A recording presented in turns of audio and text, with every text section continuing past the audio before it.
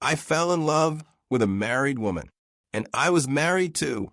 Maybe that's where all of this began, the breaking of something sacred before we even started building anything real. I used to tell myself we were different, that we didn't cheat, we just found each other late. We used to joke about it. We didn't destroy anything, she'd say. We just corrected a mistake. That correction became our life. We left our spouses, moved to a new state, built something that felt like a clean slate, got married 2 years later, bought a house, had two beautiful kids, Sophie and Caleb. We even adopted a dog. I honestly thought we'd made it. I thought karma had let us slide. But karma doesn't forget. It just waits. The first signs were small. Vanessa would change plans last minute, cancel date nights, say work was swamped, or her sister Julia needed help. Julia was always a little wild. Fun at parties, sure, but reckless. She'd bounce from job to job, boyfriend to boyfriend, and Vanessa always acted like it was her responsibility to keep Julia grounded. But then I started seeing a different version of my wife. She began dressing like she used to back when we first met, tight clothes, heavier makeup, perfume that didn't match her usual soft scent. I'd ask where she was going, and she'd smile and say, "Out with Jules." Something about the way she said it made my stomach twist. The turning point came one Friday. She was supposed to be picking Caleb up from his art club. When she didn't show, he called me from a school office. 30 minutes after pickup, I rushed over. Vanessa didn't answer her phone, didn't respond to texts. Not for hours. That night, she came home flushed, eyes glossy, with some ridiculous story about getting stuck behind a traffic accident and her phone dying. I didn't say much, just nodded and walked past her. But inside, I started watching. The next morning, I woke up early and scrolled through her phone while she was in the shower. Her notifications were cleared, but I knew that trick. I checked her app downloads. She'd recently reinstalled Telegram. I didn't even know she had an account. I copied down her login email. That afternoon, I used an old laptop, reset the password, and got in. I expected to see some flirty messages. What I found was worse. His name was Micah. From what I gathered in their threads, he wasn't just her fling. He was some kind of obsession. And he wasn't someone you'd meet at a PDA meeting. He was rough. Talks of clubs, rooftops, pills. Photos of tattoos and places no man should be sending to another man's wife. Her replies were unrecognizable, like I was reading the text of someone else entirely. She talked about feeling alive for the first time in years. Said she'd never been this high emotionally or physically. She told him she loved him. I couldn't breathe. That night, I didn't confront her. I didn't scream. I just stared at her across the dinner table, watching her joke with our kids, telling Sophie to chew with her mouth closed, helping Caleb with math homework, smiling like she hadn't just burned our marriage to the ground. I kept it together for the kids, for myself, but something inside me snapped. Over the next week, I tracked her movements. I set up GPS on her car using the app connected to our insurance. Watched her drive across town to a rundown building near the edge of the city, twice. I pretended not to notice the smell of smoke and cologne when she came home late. I acted like I was tired, like I believed her stories. I was buying time.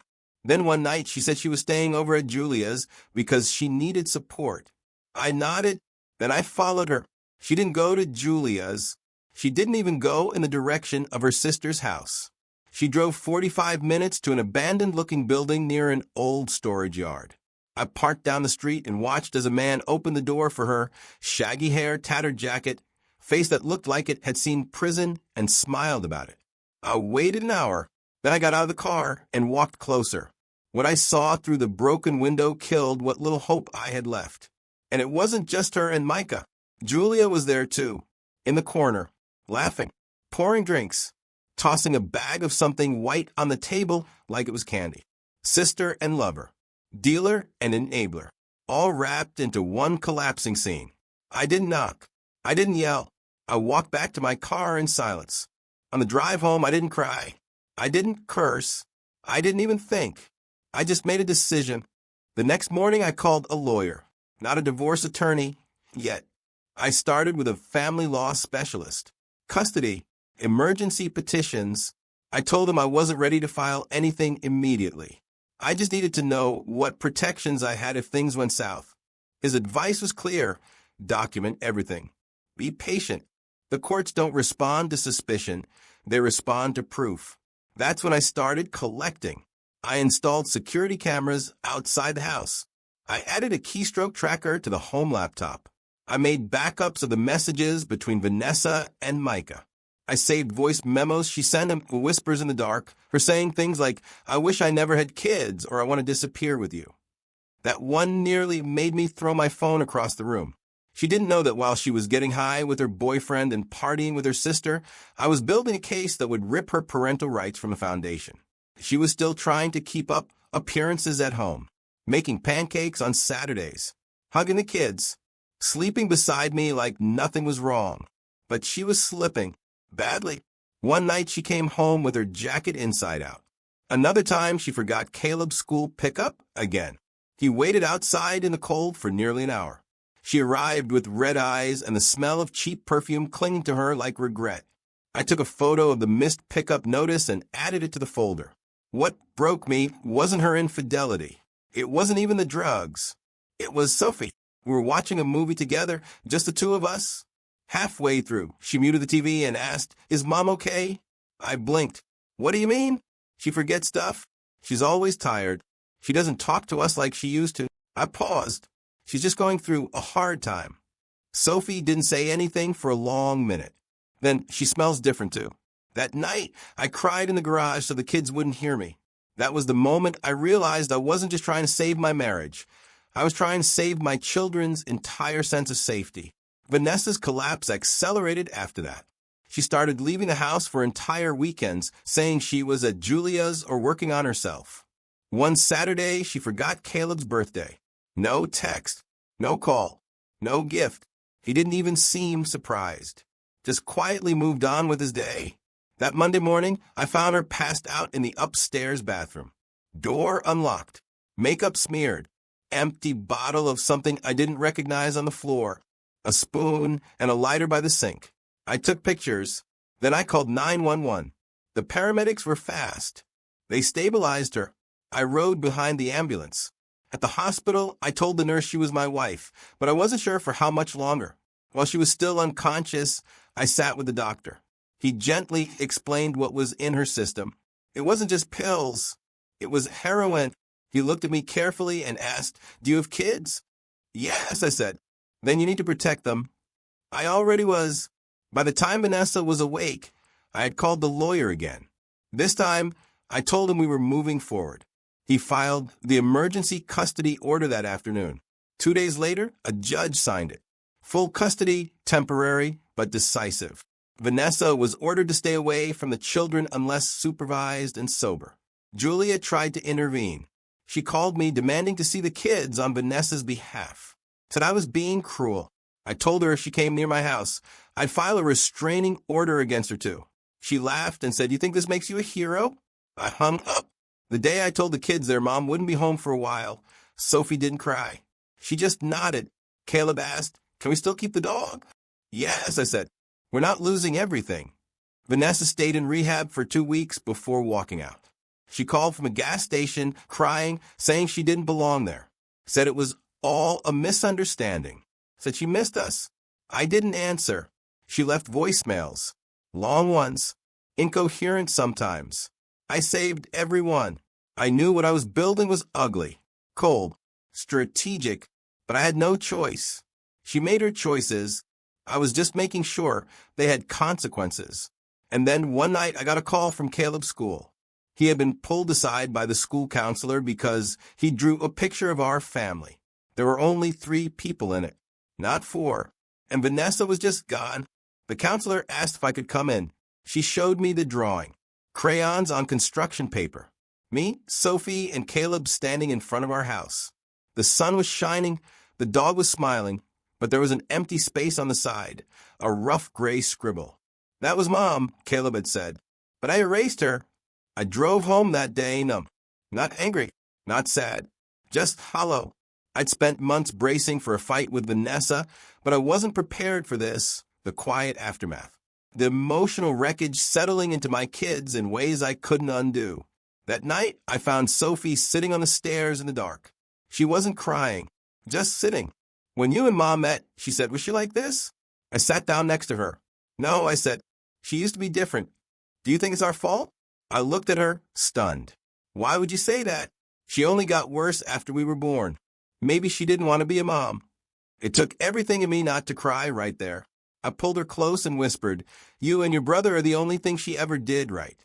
It was only half a lie. I tried to shield them from what was coming next, but some storms you can't keep outside. Vanessa had started bouncing from couch to couch, sometimes vanishing for days. Julia stopped answering my texts. The last time I saw her name pop up on caller ID, it was a voicemail of her screaming at someone else, then abruptly hanging up. She was unraveling right alongside her sister. I got a notice in the mail that Vanessa had been arrested with Micah. Drug possession, resisting arrest, and, what hit hardest, abandonment of property. That property? Her car, which still had Caleb's old soccer ball in the trunk. I brought the court documents to my lawyer. He smiled tightly and said, it's time.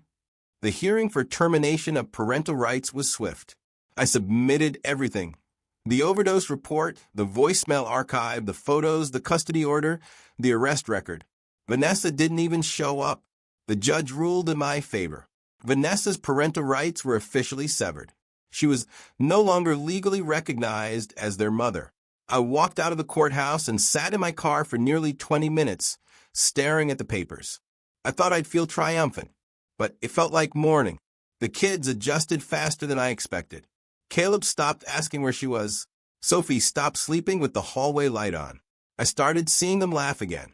Not a lot, but enough to remind me there was still life in our house. Months passed. Then one night, I got a call from a number I didn't recognize. It was a hospital. Are you the emergency contact for Vanessa Carter? I hesitated before saying yes. She's in critical condition. Pneumonia, possibly septic.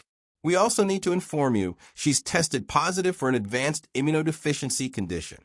They didn't say it, but I knew what they meant. Full blown. I thanked them and hung up. The next day, a social worker reached out. Vanessa was awake, but weak. She had one request, to see the kids. Just once. Just to say goodbye. I didn't know what to say. Part of me wanted to scream. Another part wanted to delete her memory from our lives completely. But I wasn't the one who'd been erased from a drawing. This choice wasn't about me anymore. That night at dinner, I told the kids. Sophie stared at her plate. Caleb blinked twice, then said, I don't want to go. Sophie didn't speak until we were cleaning up. She whispered, if I don't say goodbye now, I'll hate her forever. I don't want to hate her. 2 days later, we got in the car. The hospice center was small, clean, quiet. They took us to her room. I hadn't seen Vanessa in nearly a year. She looked gone, not just sick, vanished. Her skin was gray, cheeks hollow, her eyes once fiery, now glassy and sunken. She tried to smile when she saw us. She reached out. Neither of them moved. She managed to say, I'm sorry. Caleb whispered, I hope you find peace. Sophie stood silent for several long seconds, then said, you could have been anything. You chose this, and we paid for it. We turned around and walked out. Vanessa called after us weekly, but the door closed before she could finish. She died 3 days later. The funeral was quiet, too quiet.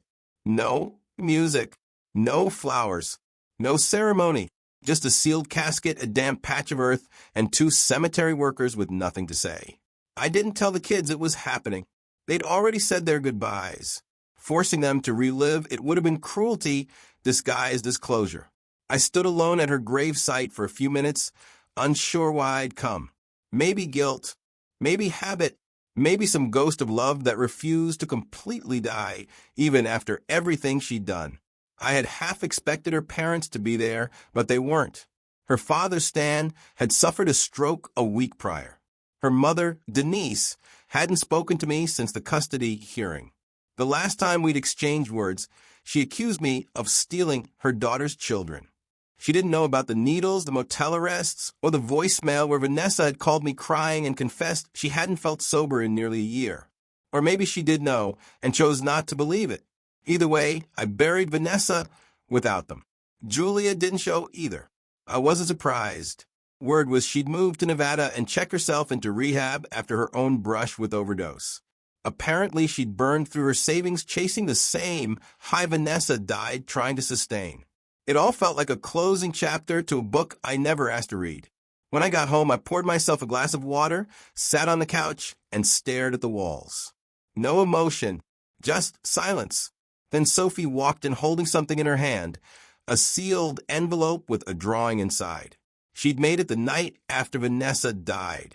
It was the same family picture Caleb had drawn months ago. But this time, there were 4 people. Sophie handed it to me and said, I figured we could put it with her things. I didn't ask why. I just nodded. We didn't speak much after that, but something about her gesture hit me harder than any funeral speech ever could. She didn't forgive Vanessa, but she didn't want to carry that hatred forever either. Over the next few months, we began to rebuild. I repainted the living room. We got a new dog after the old one passed. Sophie started volunteering at a local shelter. Caleb joined a robotics club at school and made 2 friends who actually came over to the house. We had pizza nights again. Laughter returned, not loud, but steady. Still, something lingered in the air. Not grief, not anger, something colder. Residual? Then one afternoon I got an envelope from the probate court. Vanessa had left behind a box. A small one, labeled with my name. Inside, I found her wedding ring, a photograph of us on our honeymoon, and a letter dated a week before her final overdose, months before the hospice center. It said, I don't expect forgiveness. I don't deserve it, but I need you to know I never stopped loving the kids. I was just too broken to be what they needed. I thought I could balance it all. The thrill, the escape, the illusion. But addiction doesn't make room for love. It devours it. Keep them safe. Tell them, I'm sorry. I folded the letter and put it in my desk drawer. I've never read it aloud. I probably never will. One night a few weeks later, I heard Sophie crying in her room. Not sobbing, just quiet heartbreak leaking out after being buried too long. I sat on the edge of her bed and said nothing. Eventually she whispered, Do you think she was evil? No, I said. I think she was lost. And the people around her let her stay lost. Sophie didn't reply, but she curled into my side and rested her head against my shoulder. That moment meant more than any court win, more than surviving everything Vanessa threw at us. It meant Sophie hadn't given up on people, on me. There's a kind of silence that follows tragedy. It's not peaceful. It's thick, a blanket over everything, muffling joy, numbing pain. It doesn't go away, but it gets easier to carry. And just when I thought we might finally be moving forward, a letter arrived, handwritten, from Julia. I almost threw it away. The envelope had no return address, just my name written in big, shaky letters. I stared at it for a while, debating whether I even wanted to open it. Nothing good had ever come from Julia.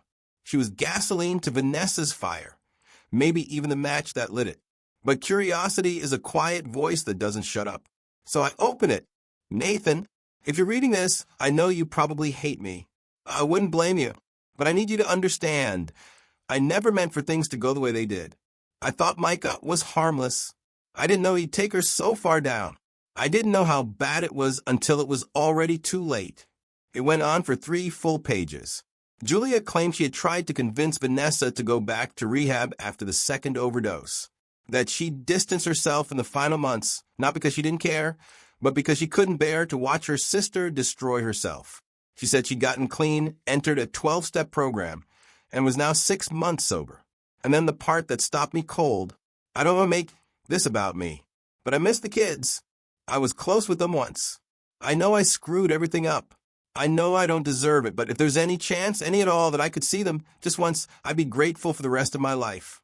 I folded the letter, slid it into a folder, and didn't reply. That night, I found myself pacing the living room, going over everything again. Every memory, every warning sign, every time I ignored my instincts to keep the peace. Julia wasn't just a bystander in Vanessa's spiral. She'd actively fueled it. She introduced her to Micah. She partied with her. She lied for her. And now she wanted to see the kids? I didn't sleep much that night. The next day, I asked Sophie if she remembered Aunt Julia. She looked up from her homework, expression stiff. Why? Just wondering. She shrugged. She was fun when we were little. Then she started smelling weird and never remembered my birthday. That was kind of it. I didn't bring it up again. A week passed. Then another. And then one Saturday afternoon, the doorbell rang. I opened the door, and there she was. Julia. Thinner. Paler. Her once bold hair now faded and tied back. No makeup. No pretense. Just a woman standing on my porch with shaky hands and hollow eyes. I'm sorry, she said before I could speak. I shouldn't have come without asking. I was nearby, and I had the letter, and I stepped outside and closed the door behind me. What do you want? She looked down. I just wanted to see them. One last time. They don't want to see you. That hit her like a punch. She nodded slowly, blinking hard. I thought maybe.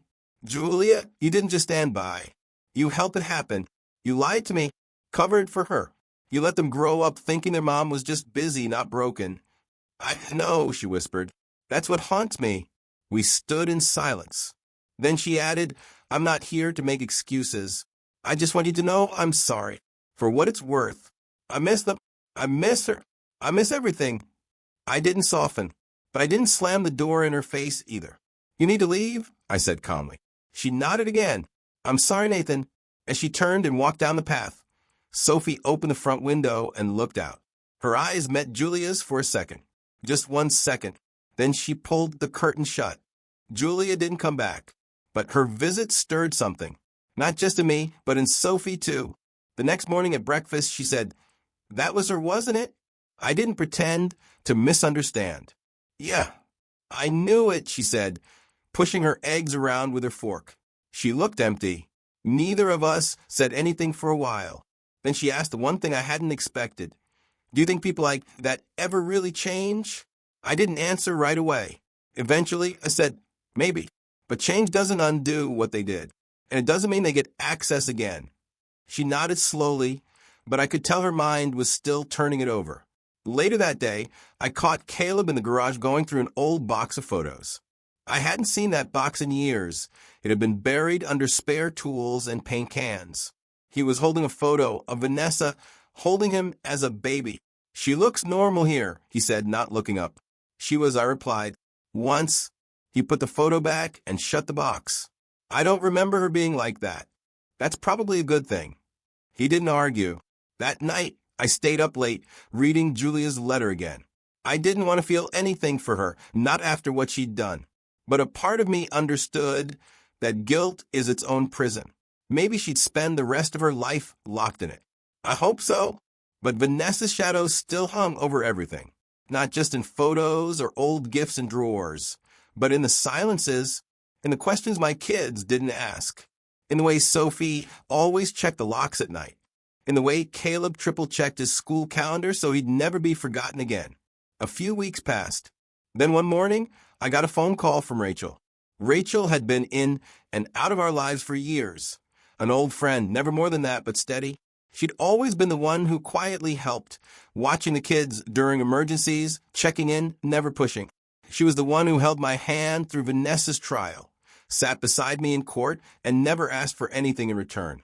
I know this is random, she said over the phone, but are you okay? I hesitated. Define okay. She chuckled softly. That bad, huh? I exhaled. Honestly, I don't even know anymore.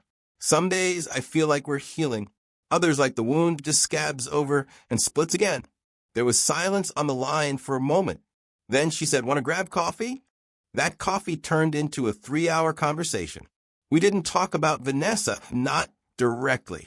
But we talked about Sophie, about Caleb, about the future, about how terrifying it was to build something again when the last thing you built collapsed in your hands. She didn't try to fix me. She just listened. And when we hugged goodbye, it felt safe. The next morning, Sophie was eating cereal when she glanced at me and said, You seem lighter. I raised an eyebrow. Lighter? You're not carrying everything like you were last week. Something happened. I smiled. Just a conversation with an old friend. She smirked. Was it Rachel? I paused. How did you know? I've always known you liked her. I didn't respond. Just grabbed my coffee and tried not to grin. Life didn't suddenly become perfect after that. But it shifted. Little things. Sophie laughing more freely. Caleb inviting a friend to sleep over. Me waking up without dread clawing at my chest. And then one day, a small envelope arrived. Inside it was a card. No signature. No message. Just a photo of Julia and Vanessa as kids taped inside with the words, "We were good once. Tell them that if nothing else." I threw it in the fireplace without a word. A year passed. You'd think time heals everything, but that's only half true. Time softens the sharp edges, but the cracks remain. You just learn to live around them. Caleb turned 13 and asked if he could switch schools. Fresh start, he said. I didn't argue. Sophie started driving lessons.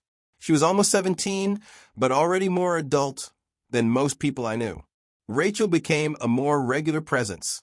She never overstepped, never tried to replace anything or anyone, but her warmth was real, and the kids picked up on it fast. Especially Sophie. She'd sit with Rachel after dinner, just talking. Sometimes I'd find them laughing over old music or cooking together. It wasn't loud joy, just steady, grounded peace. One night, Sophie came into the living room while I was finishing up work. She sat down next to me, serious. Would you ever get married again? It caught me off guard. That's a big question for a Thursday night. She gave me a look. You know what I mean? I closed the laptop and thought for a second. I don't know. I haven't really thought about it like that. You and Rachel would make a good match, she said, casual but direct. I raised an eyebrow. You think so? Sophie shrugged. She doesn't walk on eggshells, and she doesn't pretend we're normal. That struck me. Rachel never tried to fix the past. She simply showed up again and again and made the present easier to carry. Caleb was more reserved about her. But one night, after she brought him a limited edition model car he'd been obsessing over, he muttered thanks and didn't hide his smile. We were starting to feel like a family again. But then came Christmas. Vanessa had always loved the holidays. Over-the-top decorations, matching pajamas, loud music. The kids remembered the chaos fondly, even if most of those Decembers had been filled with cracks behind the glitter. This year we kept it small, a real tree, thoughtful gifts, quiet mornings. I didn't expect anything unusual. But on Christmas Eve, as we finished decorating cookies, Caleb tapped my arm. There's someone at the door. I opened it and froze. It was Denise, Vanessa's mother. I hadn't seen her since the custody trial. She looked older, thinner, but her eyes were still sharp. I won't stay long, she said quickly. I just wanted to bring something. She handed me a wrapped box. I didn't take it. She added, it's just photos, childhood stuff.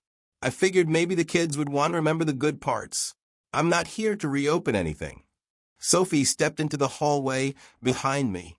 Denise's eyes softened. I've missed you, she said to her granddaughter. Sophie didn't reply. I know I failed you. All of you.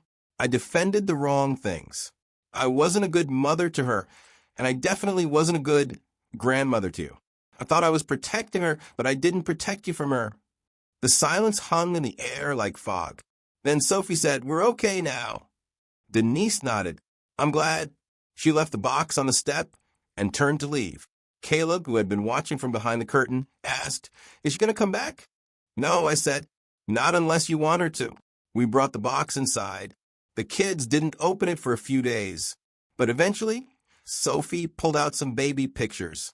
Old Christmas cards. Drawings Vanessa had made in high school. She wasn't always broken, Sophie said quietly. No, I replied. She wasn't. She set the pictures aside and smiled faintly. But she didn't fix herself either. That night, after the kids went to bed, I called Rachel and asked if she wanted to come over the next day for Christmas dinner. She didn't hesitate. When she arrived, Caleb greeted her with a fist bump, and Sophie handed her a plate of cookies. It wasn't loud joy, but it was real. A few weeks into the new year, I was helping Caleb clean out the closet in the guest room when we came across an old moving box, still sealed shut. It had Vanessa's handwriting on the side. He hesitated. Should we open it? I nodded. Might as well. If it's too much, we stop. Inside were random things, an old scarf, some concert stubs, a journal, and a dusty plastic bag filled with birthday cards. One caught Caleb's eye. It had a cartoon bear on the front and said, to my favorite little man. He opened it. The message inside was written in shaky handwriting. It was dated the year before she died. I know I can't be there, but I hope you know I never stopped loving you. I just lost a part of me that knew how to show it. Caleb read it twice, then folded it back up and said, "Can I keep this?" I nodded. Of course.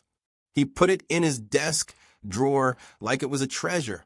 Later that night, after both kids had gone to bed, I found myself in the garage. I hadn't gone through my old things since Vanessa passed. I didn't know why, but something pulled me to that back shelf, where I'd hidden the last letter she wrote me. I read it again, and for the first time I didn't feel anger, just acceptance. The final stage of grief, I guess. Not forgetting, not forgiving everything, but finally letting the weight slide off. The next day, I took Rachel and the kids to the coast. A day trip, just something simple. We rented bikes, walked the boardwalk, took pictures none of us really posed for. At lunch, Caleb pulled Rachel aside and asked if she liked model planes. She said she'd never tried building one but would love to learn. He grinned like he'd won something. Sophie watched the exchange and leaned toward me. "You know you're allowed to be happy, right?" I laughed. "What are you talking about?" "Don't act dumb," she said. "We all see it. You smile when she's around. You don't hide in your head anymore." I looked out at the water. "I think I'm afraid to break something good again," I admitted. "You didn't break Mom," she said. "She was already cracked. She just chose not to fix herself." I didn't respond, but I reached over and took her hand. A week later, I had Rachel over for dinner again. She helped Caleb prep a science project, then stayed late to talk after the kids went to bed. It wasn't romantic, not yet, but there was something quiet between us, something building. Before she left, she looked at me and said, "You're allowed to start over if you want to." I asked her to stay a little longer. She did. The house didn't feel haunted that night. It just felt new. Spring came quietly. No dramatic changes, just more sun through the windows, the sound of the kids laughing more often, and a house that didn't feel like it was holding its breath anymore. Rachel started spending weekends with us, not moving in, just slowly blending into the rhythm. She helped Sophie with college research, taught Caleb how to cook pasta without burning it, and brought a steadiness I hadn't realized we were missing. One morning, while cleaning out the attic, I found a small box I didn't recognize. Inside was a stack of old videotapes, camcorder stuff from when the kids were toddlers, back when Vanessa was still herself. I set up the old player, and later that evening, we all sat together and watched. There she was, Vanessa, smiling, laughing, holding baby Caleb, helping Sophie decorate a birthday cake. Her voice was warm, her eyes bright. There was no trace of the person she became. Caleb leaned against Rachel without saying a word. Sophie blinked fast but didn't cry. When the tape ended, the room was quiet. Sophie spoke first. She was good once. Rachel nodded gently. People can be many things in one lifetime. "I don't want to erase her," Sophie added. "I just don't want to carry the version that hurt us." That stayed with me. The next week, I finally took down the last framed photo of Vanessa and me that hung in the hallway. Not out of anger, but because it no longer matched the home we were building. I replaced it with a picture of Sophie and Caleb at the beach. Life didn't suddenly get easier. There were still questions, still moments of pain, but we were facing forward now. Then in early June, a letter arrived. Official, legal. It was from the estate lawyer who'd handled Vanessa's minimal assets. Apparently, a life insurance policy had gone unnoticed during probate. Small but unexpected, she had listed me and the kids as beneficiaries. There was also a note, handwritten, short. "If anything I did left scars, let this help cover them. I know it doesn't fix things, but I want them to know I thought of them even at the end." I didn't tell the kids right away. I just stared at the letter for a long time, unsure if it meant anything anymore. When I finally showed them, Sophie read it silently, folded it neatly, and said, "We'll use it for something good." And we did. We donated part of it to a recovery shelter for single mothers. The rest went into a college fund. The day we mailed the check, Caleb asked Rachel if she was part of the family now. She smiled. "If you'll have me." He looked at me, then at Sophie. "We already do." That night, while Rachel and I cleaned up dinner, I asked her something that had been on my mind for months. "Do you ever feel like you're just stepping into someone else's story?" She looked at me, hands still in the sink, and said, "Only if you believe your story ended." And just like that, I knew ours was only just beginning. 3 months later, we stood in the backyard, Rachel beside me, Caleb tossing a ball to the dog, and Sophie sitting on the deck with a book in her lap. It looked so ordinary, peaceful, but I knew how much it had cost to get here. I thought about the man I used to be, the one who ignored his instincts, who clung to hope long after it had rotted. I remembered the lies, the rehab centers, the courthouse, the cold goodbye. And then I looked at Rachel. She wasn't a replacement. She wasn't a rescue. She was simply right. One evening, after Sophie had gone out with friends and Caleb was asleep upstairs, Rachel and I sat in the quiet kitchen. No music, no distractions, just the hum of the fridge and the clink of her spoon against a coffee mug. "I've been thinking about the future," I said. She looked up, alert but calm. "I don't mean big dramatic changes, but maybe smaller ones that matter just as much." She smiled softly. "Like what?" "Like staying," I said. "Permanently, if you wanted to." Rachel didn't answer right away. Then she reached across the table, took my hand, and said, "I wanted to for a while. I just didn't want to get in the way of your healing." "You're part of it," I replied. "That weekend we told the kids." Sophie raised an eyebrow. "Took you long enough?" Caleb grinned. "Does that mean she's officially on chore duty?" We laughed. And that was it. No drama. This family adjusting like it had always meant to. We didn't rush into a ceremony. We didn't need one. But we did something small in the backyard that summer. Just us, a few close friends, and the kids. Vows written quietly. Promises made without fear. Afterward, while Rachel and Sophie lit candles by the garden, Caleb handed me a small notebook. "What's this?" I asked. "It's from Mom," he said. "I found it in one of the old boxes you let me go through last week. It's hers, but I think you should read it." I sat down alone later that night and opened it. It was full of journal entries. Most were fragmented. Some made little sense. But one page was marked with a ribbon. It said, "I always thought I could balance both lives, that I could chase the fire and still be someone's mother. I was wrong. But if they remember anything about me, I hope it's not the fall. I hope it's the way I smiled when I watched them sleep." I closed the notebook. Vanessa had broken everything she touched, including herself. But even at her worst, a piece of her had remembered the good. That was the part one chose to keep. The rest, I let go. And as I looked out the window that night, at Rachel folding blankets on the porch swing, at Caleb organizing his new science kit, at Sophie watering the flowers, I didn't feel like a man grieving a life lost. I felt like someone finally living one.